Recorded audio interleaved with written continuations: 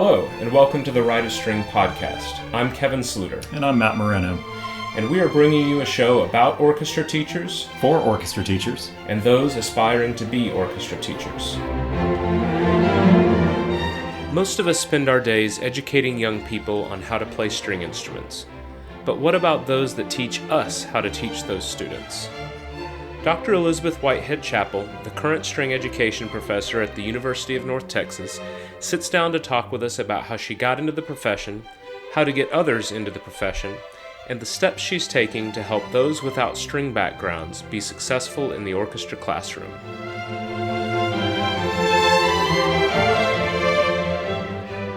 Well, I started playing violin when I was about 7 or 8. I grew up in Austin. I was born in Austin, the Austin of the 70s. And my parents were both artists. Neither was a musician, but my mom had a mentor friend who said, you know, what you've got to do is get your kid in UT String Project. They give you an instrument, they give you lessons, and it's super cheap. So my mom heard super cheap. Yep. Thanks, Mom. and put me in, and so I loved it right away. I had great beginning teacher, and it became, I guess, who I was more than I even realized. Then, you know, great school system. I went in and played orchestra when it was time in 6th grade, and I loved it. I was orchestra president in high school, but I had this idea of, you know, what I wanted to do. At first it was like, I want to be a scientist, and then I did. I worked in the lab and realized the only thing I wanted to do was play my violin.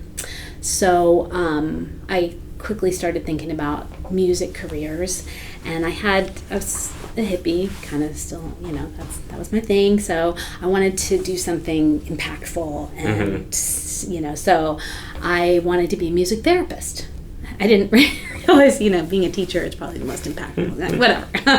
But I thought, all right, I'm going to be a music therapist, and I interned and went and did a music therapy internship in high school, and then I found the best school I could go to, University of Kansas, and got that music therapy degree, and I loved it. It was great. I enjoyed doing all those things, and then a couple of things happened. I guess reality set in, just like how. One thing, I was growing up, and here I was finishing college, and my dad got cancer. My dad got cancer for the second time, and my parents were both self-employed artists, and they had insurance the first time my dad got cancer, but then he got kicked off insurance. So the second time, because that's what you could do with, you know, someone who had independent insurance. And so he went through cancer without insurance the second time, my senior year of college. And so from then on, maybe the most important thing about a job was the insurance. I mean, that was just, I needed to have insurance. I couldn't be a self-employed music therapist, you know, I needed it. And I guess that's kind of what it was the insurance factor that really was important to me. And I decided I wanted to be a music therapist in the schools. So also connected with my dad, I went back home to Austin. I needed to go back home to Austin, and I started the master's program at UT Austin so I could get a teaching certificate. I had known Jellison, who's professor there. I'd read a lot of her research. They were very research oriented for undergraduates at University of Kansas. So I was very much interested in her research. And she was a music therapist as well as a music educator, and I could get my degree from her, and I was like, perfect. So I went through that program. It was cool, but she, you know, very slowly tried to show me how being a music therapist in the schools was a great way to to prevent inclusion, and that it was a great way of separating kids with disabilities out of a typical classroom, and how that wasn't so great. And she's, kind of convinced me, subversively, I guess, that I could do the most good by being a general music teacher, and being the kind of general music teacher that would include kids with disabilities and all children. And so I was gung-ho for that. And then Bob Duke, who was also a professor at UT, said, you sure do like playing that violin here. Is that viola? Actually, at that time, it became viola in college. And I loved it, and I did it all the time. It's one of those things I don't know how many people do, but I didn't know what my passions were. It really comes out in what you do, and I wanted to play all the time. And he said, notice how you like to play all the time? Maybe you could be a general music teacher, but also maybe you could student teach half-time as in strings and see if you like orchestra. There was no string pedagogy person at UT at the time. Lori Scott hadn't gotten there. And so, I guess that's why maybe it didn't cross my mind. It wasn't out there. But I did. I half-time did general music, half-time did string, and guess what? I loved it. But still, that wasn't enough to say, I want to be an orchestra teacher. What happened was, the year I graduated, it became, there was some sort of budget situation, and they cut all the general music teachers, or they increased their load with the kids. So they increased the class size. And there was a hiring freeze on general music teachers. And so the only job available was orchestra. And I was like, well, okay. And that's how it happens. That's reality. Universe points the way there. Yes, the universe did point the way. And so I started as an orchestra director in 1995. Okay. The literal first day, by the way, of teaching, I found out I was pregnant with my first child. All right. The universe points the way. Yeah, that's going to be our thread. A tone for the year. Just right there. Yeah. It certainly shows you your priorities. Also, I knew nothing about string pedagogy. I knew I could play. I had great teachers growing up, but honestly, I had not had anything. So I taught. I did my best. Some good things happened, but it was hard, and it was like my first 3 years, super hard. Didn't know what I was doing, wasn't sure, I was just kind of whatever. And I had a conversation with Lori Scott, and kind of like, I just don't really know what I'm doing. And she said, well, this summer they're having a Suzuki training, try that, see if that is something that resonates with you, and certainly you can learn some pedagogy through that. Gosh, was she right? Yeah. And that was kind of a turning point for me. Like, I learned why we do certain things and what I believed in, and so it was a big turning point, and it made me want to do what I wanted to do. Yeah. So there I am. That's how I got to be, decide I wanted to be an orchestra director. I was in a Title I school, and that's how I started, which, by the way, most people do. Yep. That's the reality. And I, finally had this training, and I feel like it was going along, and it was, I guess I was about 8 years in, and I ran into Bob Duke, and I was feeling like a little burnt out. I had 2 young children at that point. And I said, I just, I don't know where I want to go. I'm interested in Title I situations and how best to serve these students and all that. And he said, well, it sounds like, maybe you need a little time to think. Maybe you should come back and get a PhD at UT. Lori Scott just joined us. You could really dive deep. And I was like, oh, okay, that sounds cool. Yeah. So after 8 years of teaching, I went in to UT Austin, and it was great. I can't, it was all the stuff that about pedagogy and then comparing it with research.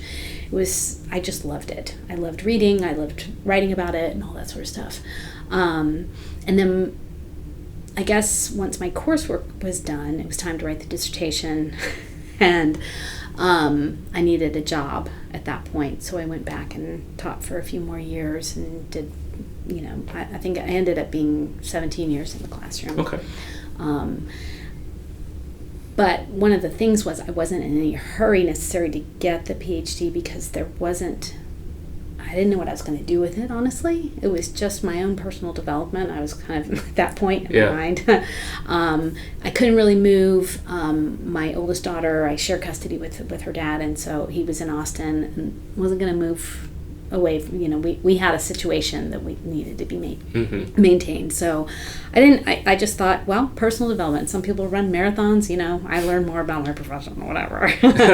And I did national board certification kind of with the same idea, just like I've always wanted to just keep learning more about it. And ended up getting a job in my neighborhood middle school, which was great because my daughter was starting middle school, and it was a program with so much potential. It had a great band director, it had a great choral director, and but the orchestra was kind of lagging. There was only 50 kids in the orchestra, and there was actually 100 kids in the guitar program that I had to teach too.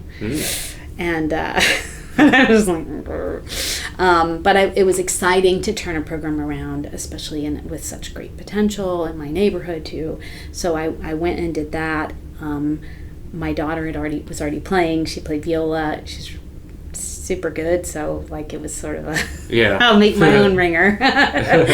And recruited all her friends to be beginners. And excitedly we turned that program around and doubled it by the end of the first year. And that was great. And I was really happy to do that. But at the same time, I was finishing my dissertation, and I was like, my daughter's finishing high school, the oldest one, now seems like a good time. And then Debbie Rower from UNT called me in May and said, hey, so our string music ed person found another job, and we need someone to come and do a 1-year interim position in Denton. I was like, Denton? I live in Austin, and mulled it over, talked it over with my husband, and decided this was kind of that universe thing that seems to guide everything I do. So I commuted for the first year. I came here, and my kids and my husband were in Austin, and I'd go home on the weekend. I know, it was pretty intense. Such a lovely drive too. It's so beautiful. Yeah. The temple construction, took years off my life. But it was fine. And I just loved it here. Yeah. And Denton's great. Yeah. I mean, it was Denton's, great. But it was the students and what I was doing. I was like, oh wow, this was the spark. This was what I wanted. Mm-hmm. And so I applied for the real job and got it. And so I guess part of what I loved about it was the fact there was a string project already. Mm-hmm. There was, which I believe, pretty strongly in, and there's a lot of string music ed students compared to a lot of places. And it's one of the biggest programs, even though it's the smallest program here. Yeah. So I mean, what a great opportunity to do good, I guess. I hope. So here at UNT, I assume a large part of your job is preparing students to become string teachers. That's the core thing. I hope so. So I have a few questions about that, but what role do you technically play as part of your job description here? I mean, I know that, I remember coming here and we had, I had to take an elementary music class that was not taught by, at the time, Carol Johnson. And so it was just, what is your role here? So I want to take an active role. I think, I guess it's the orchestra director in me who's had kids over the course of time and like to see kids grow. So I like to get in there from freshman day one and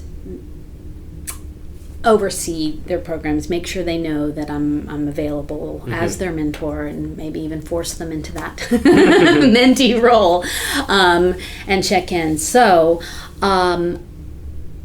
how I do that and how I've been, and it's been evolving because I've been trying to figure out the best thing to do, but how I've figured out, I think so far, is I find them, I get a list of who they're going to be on before the first day starts. We do this little orientation in the music ed department where we get to know them, and I find them and I say, all right, you come talk to me, let's talk about your hopes and dreams and why you want to be here, and let's get you involved with String Project first off. Okay. So also what I'm adding to what I added last year was I said, let's get you involved in String Project, but at the same time, or as a prerequisite to getting involved with String Project, I need for you to be enrolled in my string methods class, because I want you to know how I do things and what the philosophy behind all this is. And so they are to enroll in string methods freshman year. That's my expectation of them, and I kind of hound them for that. And so that's a great way to get to know them freshman year. Sometimes they figure out they don't want to do it.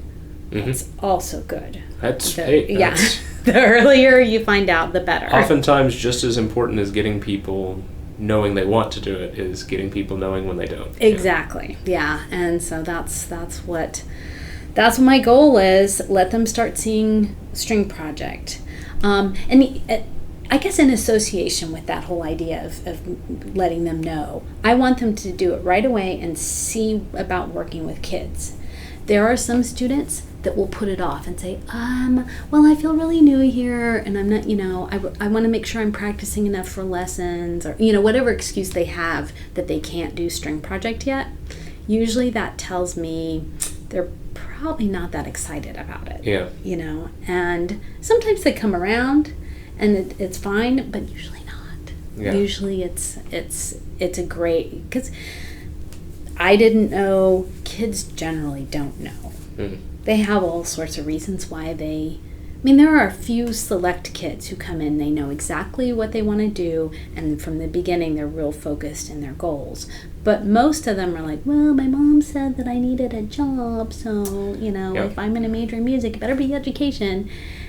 And, that's not a great reason, but at the same time, they're not great reasons. People do a lot of things and they can come to it. Well, and that's exactly, for me personally, I was started as a jazz major, practiced a bunch, found out it was not what I wanted to do. I switched to music ed. I actually ended up skirting around String Project. By the time I got into music ed, I didn't even know it was a thing. I was just catching up on those classes, and I was thinking, I would like a job. Yeah. And it wasn't until I started teaching, even after student teaching, that I realized it was like exactly what I wanted to do. Yeah. Yeah, so sometimes, going in wanting a job is just, sometimes is the path you need to get you in the right place. Sometimes you just need insurance, man. Sometimes you need that goal. So the String Project, I have made it sort of a prerequisite for a lot of different things. Okay. The kids, they can skirt around it a little bit, but in the 4,000 level class, it's now the lab for the 4,000 level class. Okay. And that's for those who aren't UNT people, that's the senior level. So they senior year, the last two classes before student teaching they take are 4109 and 4209, which technically elementary strings and secondary strings. But the lab for that class is they have to conduct an orchestra for String Project. And they get 15 minutes every week to rehearse their piece. And nobody else rehearses their piece. So whatever happens, in those 15 minutes every week, at the concert. That's the product, and if they spend all their time talking about theory or trying to teach them something besides that piece, it'll show in the concert. It will, yeah. It's like one of those natural consequences, real life type things. And so they videotape themselves teaching. Painful process. It is, and they have to reflect, and they have to, and then they come up with a project. They determine one thing they want to fix, probably usually it's teacher talk. And they're talking too much and they're not really saying a lot and the kids aren't playing enough. So they will pinpoint that and then they will videotape themselves and find evidence of how they are decreasing teacher talk or increasing whatever they want to do. And then they give me video clips showing progress. So String Project is a pretty important part of that process. And it's been pretty good. Yeah. I think it's, and so for sure by 4,000 level class, I'm knowing them, but really I want them to be doing String Project the whole time and me helping them, figure out a good path for everything. I certainly wish I had been doing it. When I got out into teaching, it was just thrown right in. I was like, yeah. Okay. So for people that don't know how String Project works here, I know it's a pretty deeply rooted tradition at this point at this school. What all is involved in that for people that maybe didn't go through this type of program? So String Project is a community string program in which kids from the communities come in and they can start as beginners, but we also have orchestra levels. So it's a great opportunity for my kids to see how beginners are taught. And I have changed it a bit than the when I got here, it was a once-a-week program and a group strings, and I've made it a twice-a-week program. So the ideal is that one time a week they watch a master teacher. It started out just me, but now I have great graduate students who can, so that I can, go home to my family sometimes. Yeah. But they once a week, a master teacher teaches and the assistants are helping, and then the second time in the week the assistants teach essentially the same lesson and reinforce it with the kids, so they get a chance to replicate. So that's how it's working. The orchestras are still once a week, and that's for ultimately, I want to find a place for String Project and make it, get it to where we really work well with the Denton ISD orchestras and supplement them and provide less expensive options for them to expand on their knowledge. I mean, GDYO is awesome. I'm not saying but GDYO is awesome, but it's super expensive, and maybe if they wanted a little extra experience, this is something. So we're a work in progress, but it's a community program, and it's meant to provide lessons and teaching opportunities. So you said about 17 years in the classroom, correct? Yes. Based on those years of personal experience in teaching, what are some elements of being a teacher you feel should especially be a priority for music ed majors to understand before they graduate? It's so hard, preparing teachers is it's a hard question because they're kids when they come in. Sometimes they don't know, what they want to know. And so it's hard to, focus in. But I think getting them engaged is maybe the first thing, and letting them get engaged so they can soak in that knowledge and really learn stuff. But they need to know string pedagogy. They need to know the major string pedagogues so that they have some place to start. And you can align yourself with whoever and get your philosophy in place, but you have to know what's there first. Because otherwise then you're reinventing the wheel and you're like, look what I came up with. Okay, well, yeah, Suzuki already thought of that one. But they need to know their history. They need to know the pedagogues. they also need to know about working with different populations outside of what they perhaps grew up with. I feel like that's missing a lot. It's missing a lot, and it's so hard to give them that authentic experience. You can talk about it. Sure. Yeah. And so, the best I guess we can do is talk about it, maybe read some articles about it, go out and observe Title I schools, because that's, Title I schools, programs that include kids with disabilities, so that we are making sure that they are comfortable with things outside of their normal life. They probably, most of the kids who come in here come from maybe a middle class background, and they've been, provided with lessons, because honestly, it's hard to get into UNT. UNT music, you have to have pretty strong background. Mm-hmm. So they come sometimes privileged. I feel like it's a nice diverse group, but there's a certain amount of privilege, and so it's hard to give classroom knowledge with some of the stuff that they really need to know. So experiences as much as we can provide it. So I know from the students I was teaching at Louisville High School that there are some of my former students that would listen to this podcast. And I'm sure there are people, probably a smaller group, but that will listen to this podcast that are considering going into teaching. Yeah. What do you feel like more students... what do more students looking into going into teaching need to understand before they get to you or to a college program? Well, if you were to talk about like a list of how to prepare, well, you need to practice, of course. You need to be studying with a private teacher, not only to get better for yourself, but to start figuring out what pedagogy and why we do, how we learn and why we do certain things. And so a one-on-one with a good private teacher who knows their pedagogy is I think a really good thing.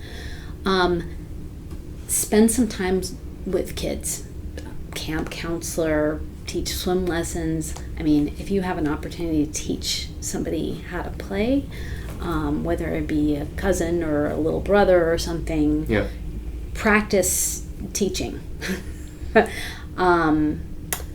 Ask your orchestra director for opportunities, for leadership, for getting in front of the group, and because it's hard to do, and don't be discouraged because it's hard to do. It's not a fixed set of skills. It is definitely teachable and learnable, and it takes experience. Mm-hmm. The first time you do it, it's going to be a fail, unless you're some sort of, I don't know. Well, I know when Devin Bell was still teaching at LHS, one of the things she did, she started a mentor lesson program between high schoolers and middle school kids. So the kids would go over after school, because the middle schools luckily ended about a half hour later than high school, so they had time to drive over, and then they would sit down and have meetings once every other week, and talk about teaching methods so that they could do that. So awesome. Yeah. Man, that's what needs to happen. Yes, the kids got a lot out of that. Mm-hmm. You'd mentioned earlier, talking about, before we leave that topic, the different teaching methods and things, and making sure they're exposed to them. What are, for some people that like I managed to get out of here, I knew that Suzuki was a thing, but a lot of what I learned was just once I started teaching, from hearing different people, maybe from working with Deb Perkins when she was starting her thing up in McKinney.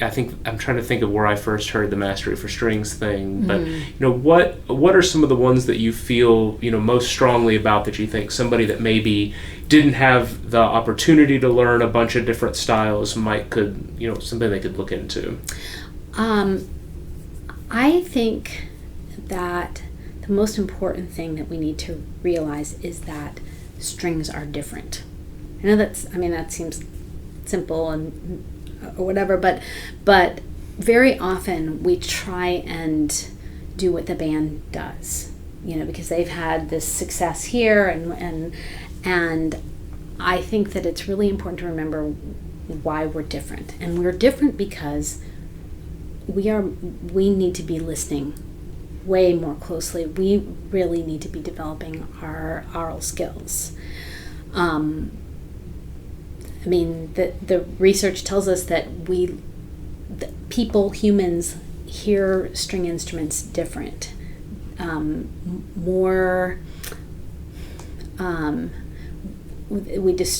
we are more discerning, I think, in listening to string instruments, and can tell that we are more out of tune than any other instrument. Mm-hmm.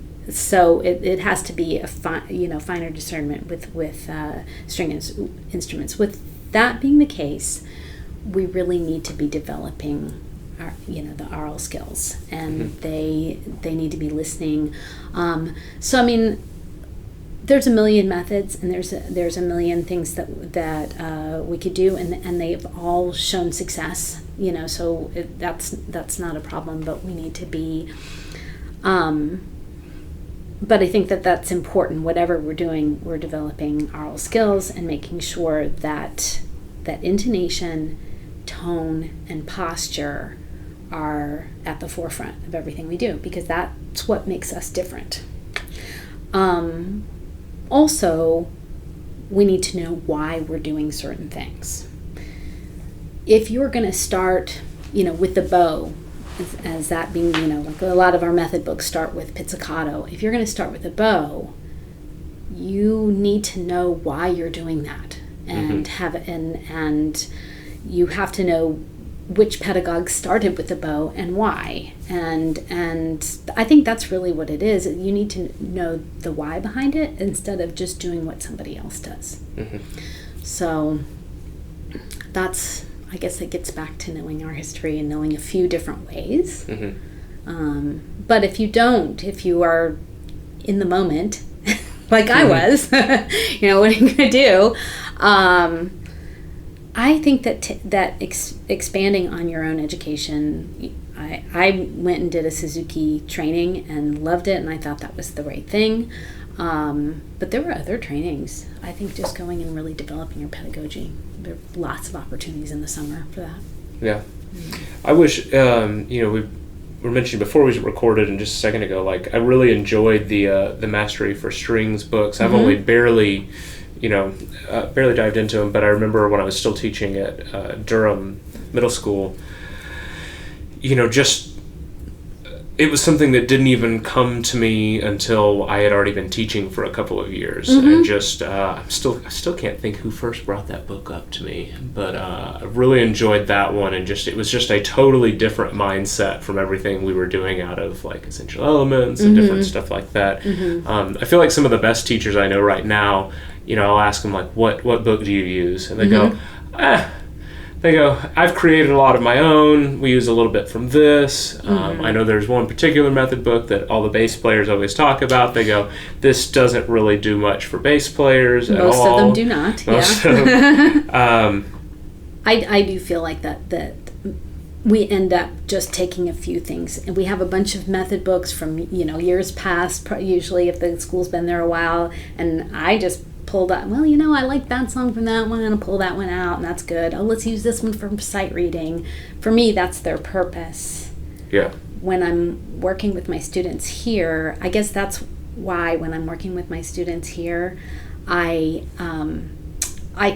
want to teach them how to teach by ear at the beginning, because no method book really addresses that. And I want them to really feel that posture, oral skill, intonation, intensity from the beginning. And so whatever my students end up doing, they'll know how to do that, and hopefully focus on the fact that those three things are super important for strings. And if you have a book in front of you when you're first learning, and it can take away your focus on those things. So I don't teach them with any particular method, and I don't say this is. I emphasize this. Okay, come on. Yeah. But I don't say, hey, this is the method book you should use, because honestly, you don't know who they're going to be assisting. I'm trying to make them as versatile as possible, just like we just go with, whatever they have in the school, you can make anything work. Yeah. And that's the most important thing, because, how do we get our method books? A lot of times it's adopted as a district. Yeah. And a lot of times it's adopted because, the owner of that, whatever that music book company has been taking somebody out to dinner, or sometimes it's not always the best way. So you just make it work. Well, and I think sometimes I've found over the years, I watch somebody, man, this school, their kids are awesome. These directors' kids are amazing. It must be because they are using this book.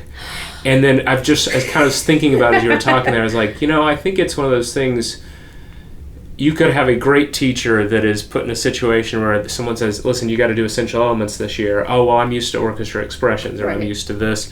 And that great teacher is going to know how to take the structure of that book and then teach it well. Exactly. Yeah, so, yeah. I think that's true. Yeah. And fads change, and books go out of print. So, one of the things going on in Texas right now that we talk about a lot as directors is a huge growth in orchestra programs. Yes. Like anytime somebody on one of those string teacher groups on Facebook comes in and says, hey, I was thinking about moving to Texas. How's the job market down there? We're just like, which job would you like? Yeah. And what part of the city do you want? Yeah. If you are competent, you have a job. Yes. And unfortunately, that can't be said for some of the other fine arts. And sometimes not. Not competent. Yeah. And sometimes I'll hear someone. I'm trying to think of an example. One of our schools in LISD, there was something like, I think 55 people applied for a Title I head band director position at a middle school. Whoa. And the orchestra position, if it were to come open, would probably get about 9 or 10. 3 or 4 of them would be wind, brass, percussion background, that kind of thing. Yeah.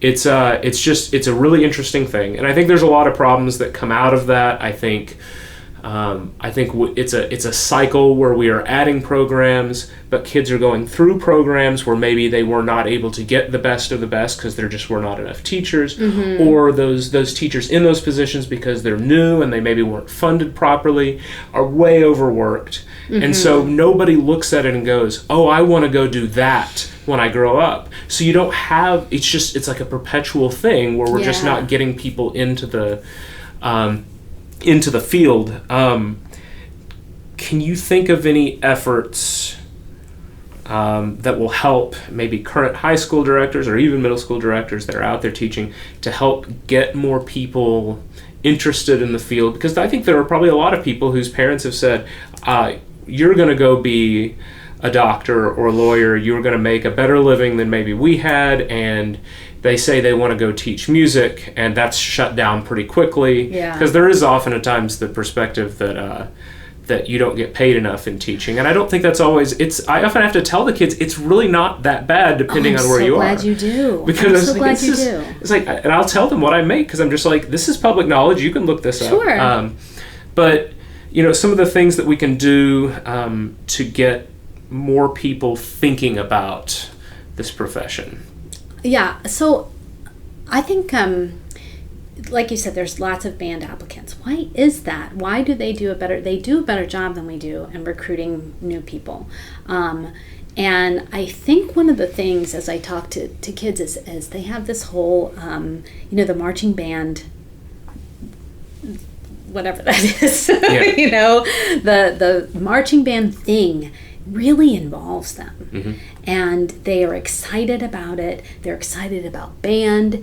And in band, they get a lot of opportunity. It seems to me that when we interview applicants and everything, in band they get so many more opportunities to teach and leadership positions. They do. Oh well, I was section leader.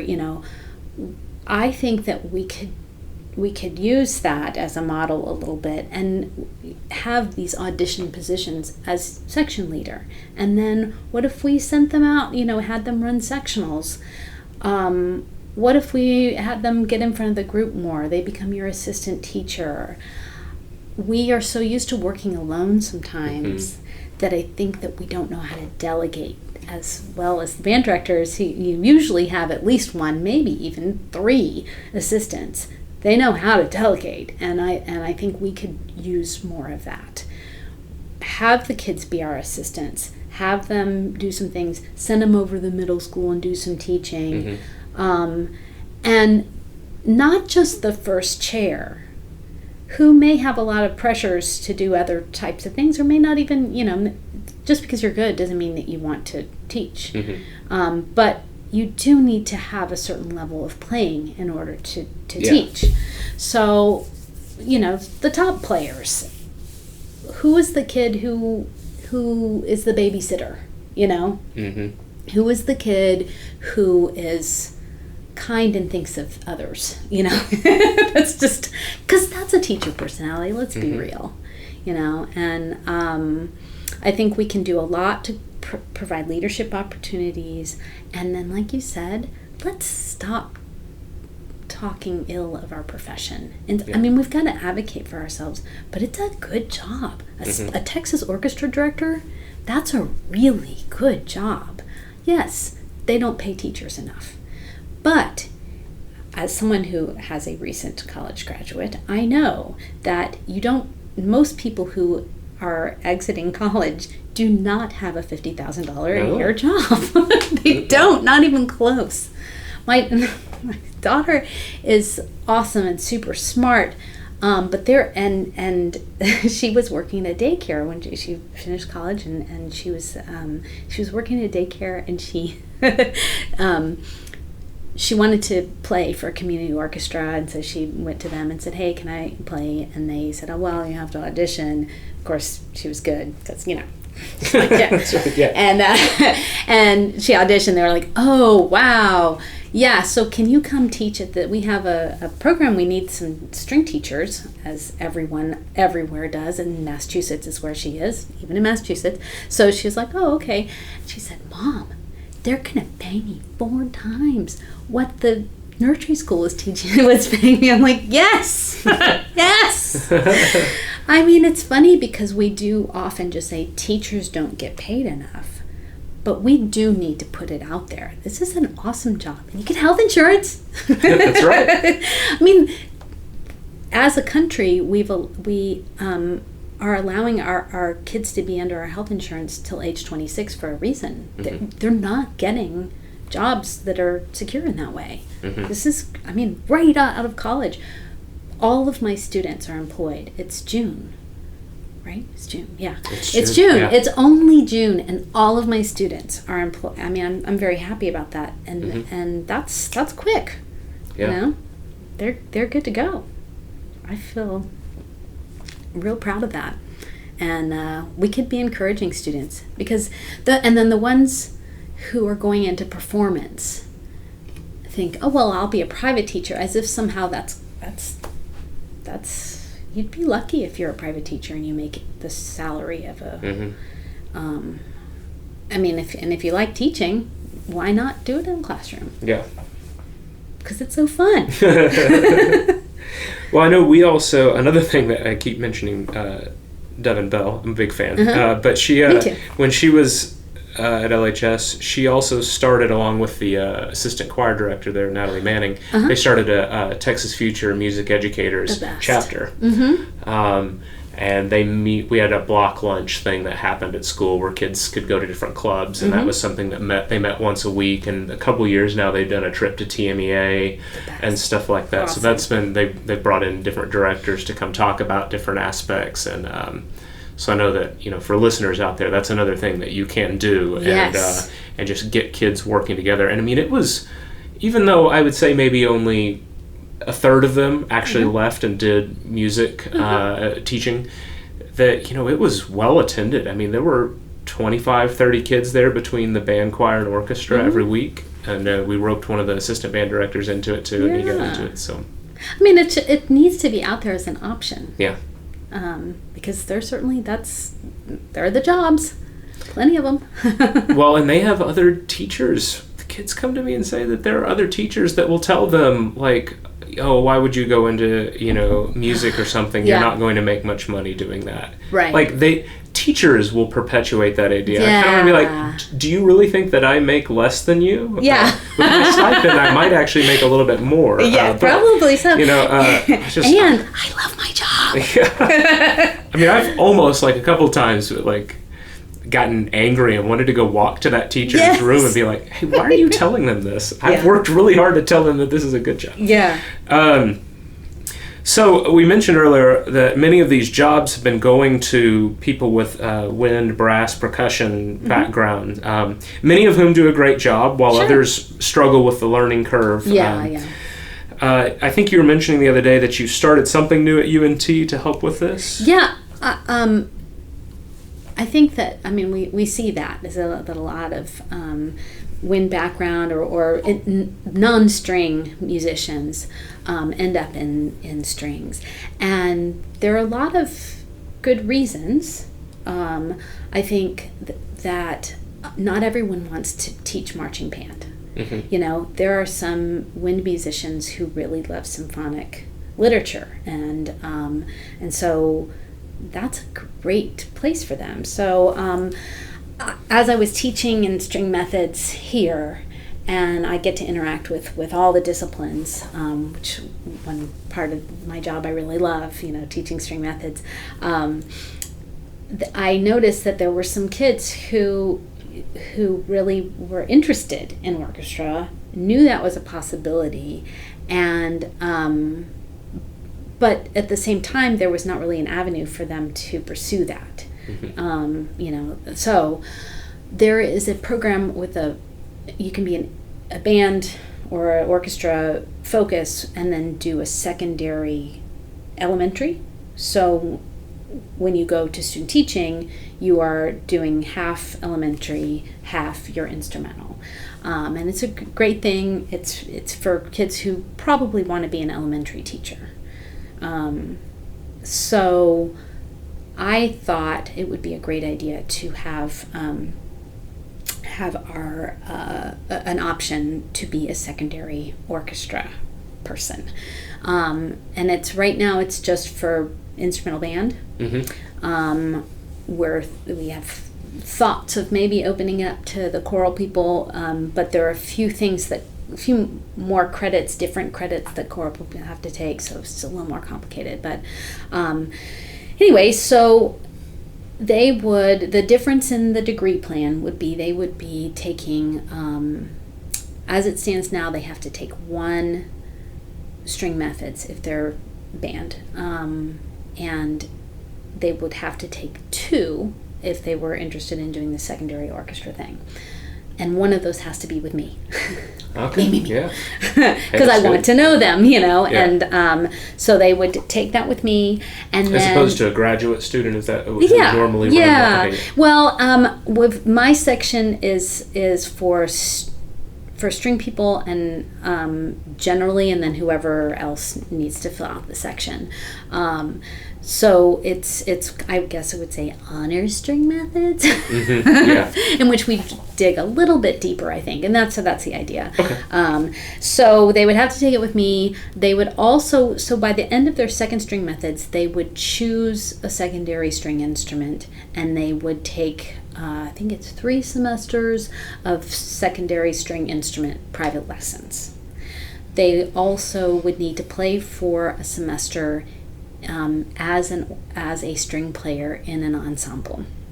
So, so they may not be able to audition into the orchestras. It's pretty competitive, but the TAMS orchestra is an option, and then we are planning on doing a secondary string group that meets for all, because we all could use secondary help, right? So a secondary string orchestra, so that they have opportunities to play, be in rehearsal, because orchestra rehearsals are different than band rehearsals. And it should, if a teacher's going to do that, switch disciplines, they need to know about those subtle differences. Yeah. You know, there's different etiquette, you know. There's all sorts of different things. I'm not even sure we can put our name to, a name to half of it. Well, we might could, but yeah, it's different, and they should experience it so that they can be more authentic in the way they teach. What do you think? I mean, obviously there are some things that are going to be the same between teaching band and teaching string orchestra. What do you feel like some of the clear differences are between? I know you mentioned like the tone, intonation, posture thing, but like, we often talk about that. With strings, they're the most visual of all the things you could do. Sometimes there's just educated guessing on the part of the band teacher on, you're getting this sound and you're kind of sharp, so I think this may be happening with your tongue or something like that, but they don't have a little x-ray to see what's actually happening, so that would be one. But like what? Yeah, I mean, we have, like the bow arm and the left hand are two very separate, involved systems. But at least we can see them. I'm always thankful for that. Yeah. I think that perhaps if you have a wind tradition, you might not understand the importance of those postures and how if you get set up wrong, you can cause great injury. So, I mean, yes, those three things. I would say the pedagogies and knowing the different string pedagogies would be important for these non-string players. I think that's... Well, one of the things that I need to, at some point I think this is the second interview now, I've thought of this book, and I think I have the title right, but I can't remember the name of the person who wrote it. Once I figure it out, I'm just going to post it on Facebook sometime through our Write a String thing. I think it's called Orchestral Bowing. And I believe it was a band director that ended up teaching strings that wrote the book. Oh, and it's like all placement, speed, weight, like the big complicated math problem that happens there. And it's got a workbook that comes with it that teaches you, like where would you play this part in the bow in this passage. I can't remember it. I'm gonna remember it one of these days. I'm gonna post it and share it with the world. But I think Deb Perkins turned me on to that book, and it was really great as a person who did band in high school and didn't do strings really till he got to college. It was very eye-opening, and I think sometimes that the perspective that somebody has, not being a native string player, is pretty unique, and we can benefit from it. Yeah, you've had to learn the steps as an adult, so you've actually been thinking about it, whereas, I agree. I think that it can be really helpful. I had a colleague who was saying, I'm a cellist, but I'm a better violin teacher because I did it later and I was really thinking about those steps. Like that's could be, and that's all fine. But I think that it'd be better to send those kids out with knowledge, but instead of just having to come up with it on their own, which they will do. Yeah. And some of them know that that's the kind of job they're going to apply for. Might as well get them ready for it. Yeah. Another aspect to that program is that they take in their senior level classes, the 4,000 level that I mentioned, they take one for band and one for strings. So they would get a semester with me where they taught in string project and taught in orchestra, and really got to reflect on their teaching. So I think that we haven't done it yet. This is an all new program and it's just getting all the approvals in place. But I have high hopes for producing, some students who really kind of know what they're doing. Well, I'm sort of thinking right now through some of the teachers in this area that are band background, that some of which, went on orchestra and do all sorts of, they are some of the best teachers around. Yeah. And if there are methods of getting, I think sometimes we get in a bad habit of, as string teachers, of just scoffing at the idea of a band person taking a string orchestra job. I think if we can help solve that problem of somebody that doesn't know what they're doing, and getting them to know what they're doing and making better programs and getting more people interested in it and solving some of the things we were talking about earlier, then that's a very positive thing. So I think that's neat. I would love to see more of stuff like that happening. I mean, essentially they need to be good musicians. And here I feel pretty confident that the students here are, it's competitive, so I'm sure that they are awesome musicians. And there are some students that love symphonic literature. Those band directors who turn string teachers very often are those people, and are very excited to share their knowledge of that literature. And I mean, dynamics are dynamics, and I mean, how we produce them is a whole different thing, but so that's one great example of the next thing I was going to ask. Like, what are some of the common ground things that you think? I don't know how much. When did this program start? Was it this year, or was it? It's going to be open next year, next fall. So I mean, it's all new, and it has. I've done a lot of talking with my string method students who are potentially interested, and their thoughts on it. So it's caused a lot of excitement. I think that we're going to have 3 or 4 who are interested in doing it. Well, and some that may do it just looking at the job market and going, there's it's like with orchestra, it seems like there is not a fixed number of jobs out there right now. It is, I mean, in this Metroplex alone, probably I hear about 10 new jobs every year. Many that don't go filled. And band, it feels like you don't hear a lot of like, oh, we're adding a 5th band director or 4th band. I'm exaggerating a little bit, but like you don't hear about that much. So there's like a fixed number of jobs, which no wonder there's 55 people applying for one of them. So I'm sure some of them may be looking at it going, I should do this just in case, just so if they find themselves in that situation, they're prepared. Do you find that there is a different style of teaching? I don't mean like obviously teaching a string instrument is different than teaching a band instrument is different than teaching somebody to sing, but like a different style of teaching between the different programs, like between how a band director would run things and how a string teacher will run things, maybe the type of kids. Personality, I think there is. I mean, it doesn't have to be, I guess, but there's differences. There's differences in personalities. There just are. String people are different, and you go to TMEA and you can see, you can come on, you're walking down the street, it's like choral, band, socks with sandals, orchestra. It's like, this person doesn't look like they want to be outside for very long.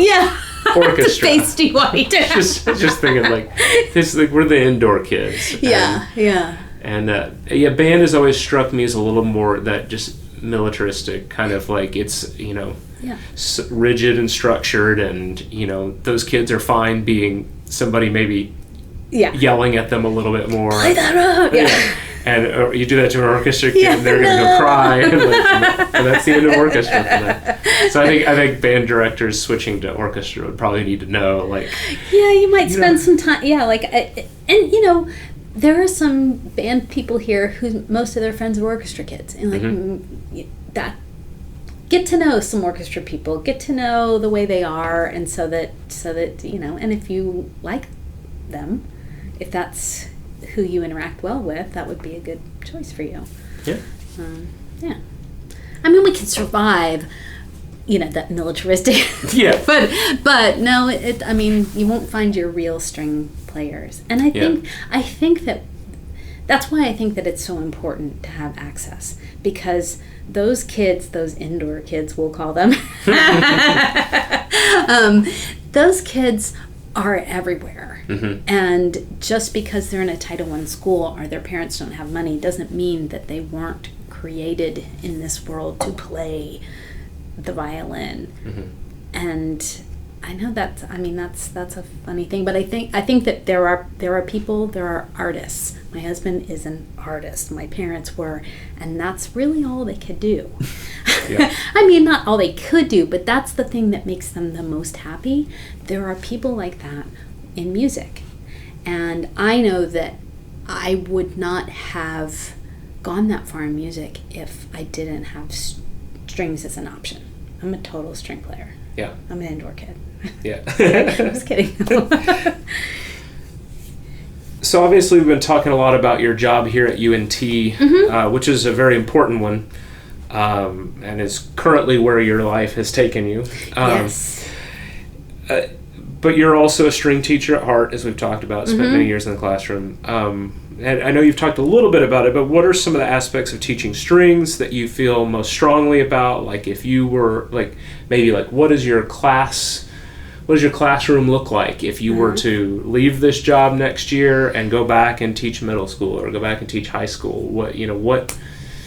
How do you like to run things? What does it look like?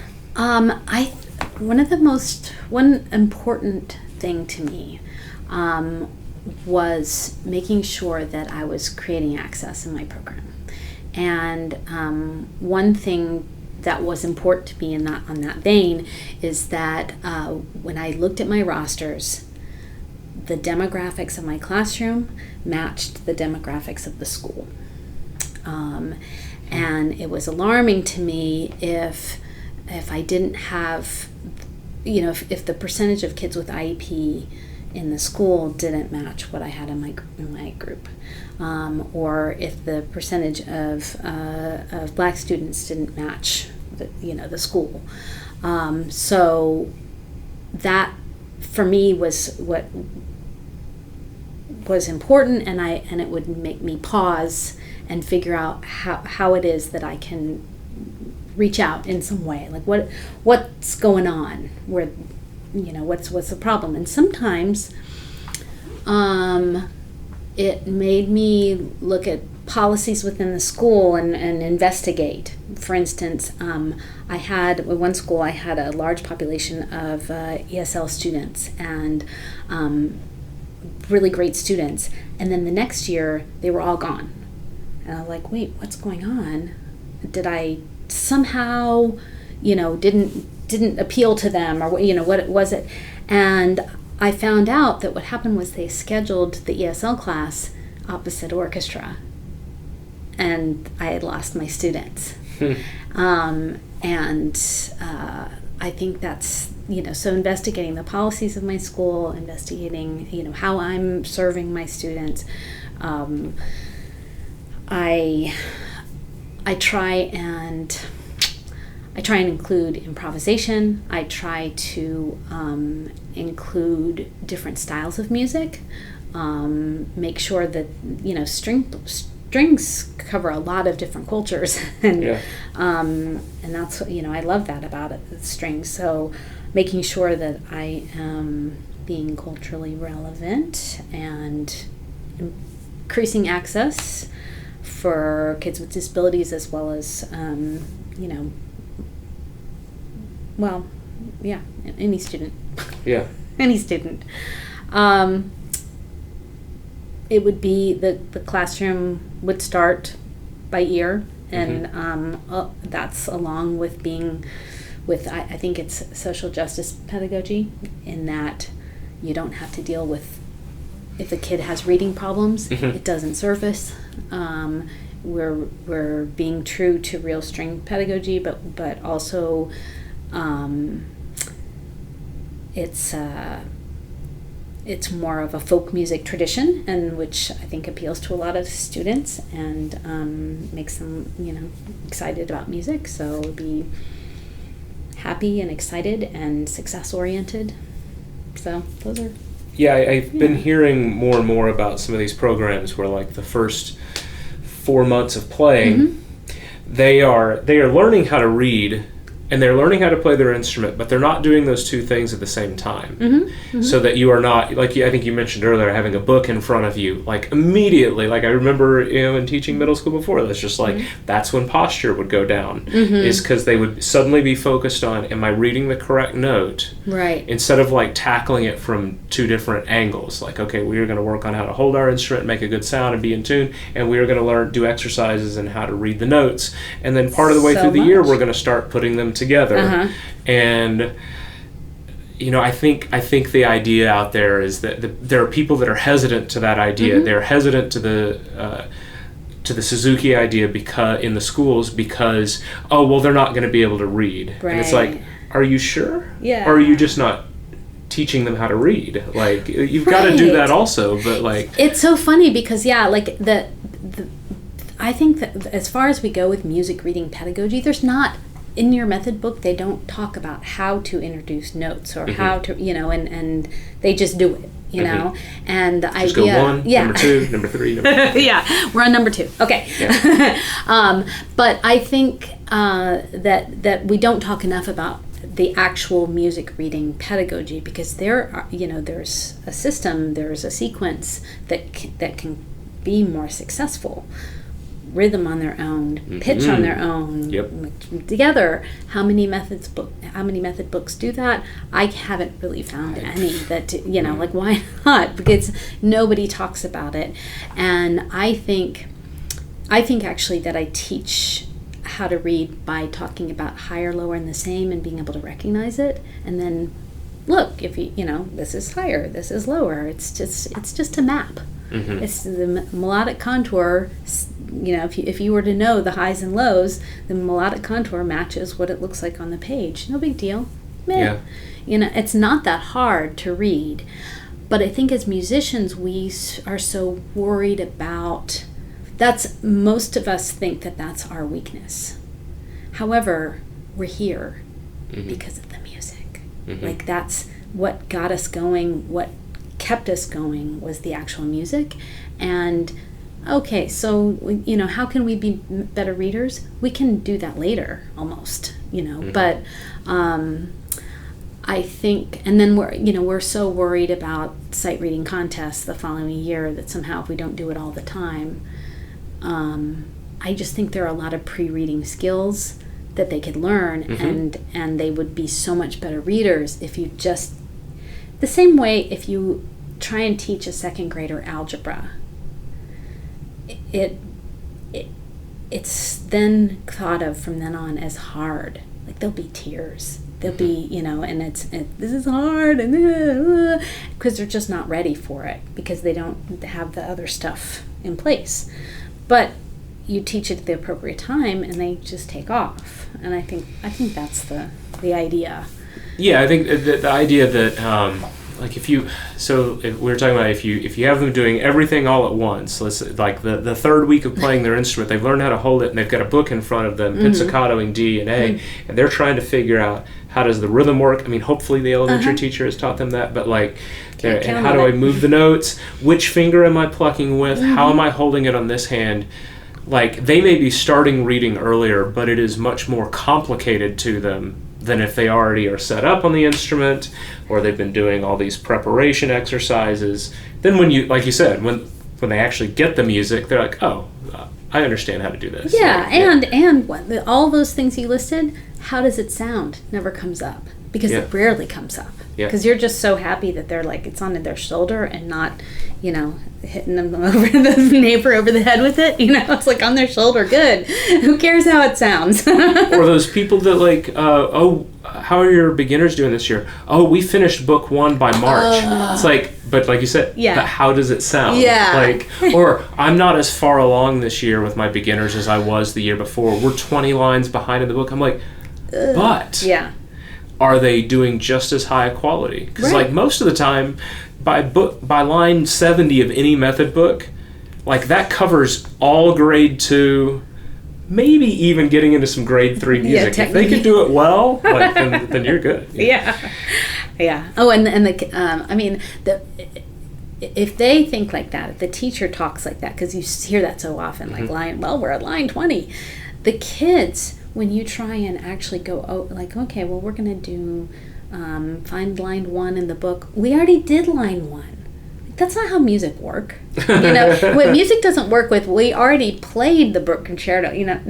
No, actually, professionals, who are on tour, concert violinists, they play the same repertoire in every, lots and lots of times, because that's how music is. And they practice it, and then they'll practice it. They'll even practice it. You know what I mean? Like they will play it on stage, and they'll practice in between because I want to get this better, and I want to improve my tone here. That's the way that musicians think. We always play the same thing over and over, and so to think that like we have to go sequentially in a book and then we'll never see DNA whatever. Yeah. Rocking on DNA. Yeah, rocking on DNA. That's the end of it. Well, I think also, just making me think of, I was in high school and I played electric bass as my primary instrument. I was on drumline, and I loved the marching band thing, and everything was cool, and fast notes were neat, and I listened to all this progressive rock, and I was like, man, it made me a great technical player learning all those things. And then I got to college and I started listening to like Radiohead and Sigur Rós and all this, like everything slowed way down and got real simple and beautiful and headed in a different direction. And I was just like, get it. Yeah. When kids tell me like, I don't even, high schoolers in the top group, I don't really like this slow piece. I was like, you will. Yeah. You'll get there. You'll get there, yeah. Simple can be really nice. Slow is also the hardest to do. I think when I have students and their biggest mistake when they're first teaching in string project and we're choosing literature, I generally choose them, their literature, but I'll give them something and say, this is too easy. They'll be done with it in a day. I'm like, done with it? First of all. And no, they won't. No. I know it's all quarter notes, but there's a lot to this, and that's a lesson that a lot of them have a hard time because they associate somehow playing with just these notes, and there's so much more. The best part of music isn't just like a difference of notes. There's musicality, and that's all hard. Well, and I think Midwest Clinic requires the invited groups to come in and play not just the top-notch literature that maybe got the attention of the people picking them, but they have to go and do a grade 1, a grade 2, a grade 3. Nice. I remember hearing a group do a Beethoven lullaby, Balmages, and it was just like gorgeous. It might as well have been a professional group playing this grade 1 piece of music, and it was all quarter notes and half notes, that whole piece. It was great. Legend has it that Suzuki would challenge himself to have a kid come and play Twinkle for him, and he could listen to them playing Twinkle, and then he could guess which book they're in. Wow. Yeah, because just how they play Twinkle. I like that. Yeah, very interesting. That's a fun game. Well, do you have any parting advice for anybody interested in going to teaching, those just starting out, or even some of the veteran teachers that are listening? Anything that comes to mind? I think that one thing I do want to talk about one further thing. Sure, absolutely. UNT, because I didn't mention it to you. Okay. No, it's okay. Great. And it's actually my favorite thing. One of my favorite things that I do here is the Summer Masters program. Mm-hmm. So it'll go along with the advice. Okay. Yeah. Absolutely. But we have a great Summer Masters program here, in which the students can. It's working teachers. They have 3 summers. It's actually 2.5 summers, if you really want to know the truth. 2.5 summers and you're done. It meets for 6 weeks each summer, 3-week-long courses, 3 hours a day, Monday through Thursday. That's not too bad. Yeah, it's pretty good. I mean, it's intense. Those 6 weeks are super intense. But I think one of the coolest things is that we have a string cohort, which I think is pretty unique to anywhere. we have string-specific courses. I teach one every summer, and then I bring in a string person to teach the second one. So they have 2 per summer that are completely string. So you get to know your string cohort, which is nice because often we're alone, and really dig deep into string pedagogy and not have to transfer, like, oh, well, that's, it's not just general music education. It's string specific. And so that goes along with my advice. Keep learning, do some summer workshops, do a pedagogy thing, go to your conferences, and keep going, because really what you want to do is figure out why you believe what you do, but why you believe what you do is important, why you do what you do, and just keep developing your philosophy. And I guess the ultimate is making sure your philosophy actually matches what you do. Because very often we think, we believe that orchestra is for everyone's say, and but then well, it's okay if so and so doesn't take it because they can't, because they really need to focus on their academics, or whatever it is that whatever excuse it is. Make sure that your philosophy really does match what you do and the actual actions you take. I think that's the biggest, whether it's whoever it is. I also think that you should be working on igniting or reigniting your passion and behind that why, and figuring out how to ignite that in your students, because that's what makes us different than the other classes that they take, and we should be different than the other classes they take. They should come in to our class and it's a breath of fresh air, in terms of a totally different way of thinking, because they're just sitting and taking information all day long. It should be totally different, and they should know how to be passionate about the music and learn how to express that, and they should have some agency in the classroom, and figuring out ways to give students agency, because then they want to be teachers themselves.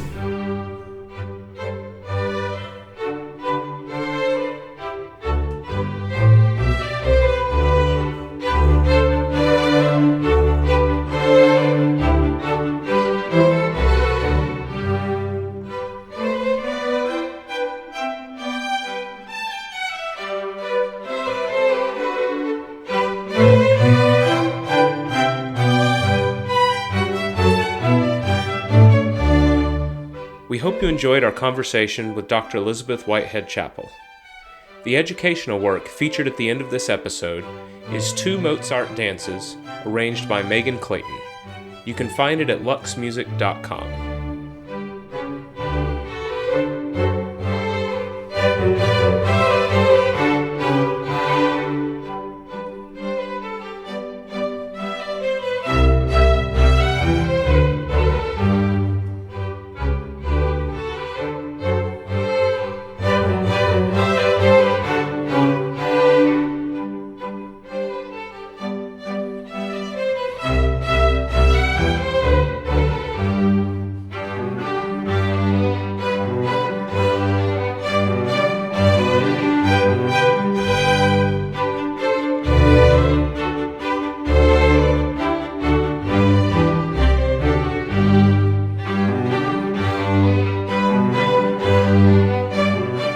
If you have any questions or suggestions for the show, shoot us an email at rightofstring@gmail.com. Also, if you haven't already, please subscribe to us wherever you get your podcasts and join us for our next episode. See you next time. Thanks for joining us. Bye.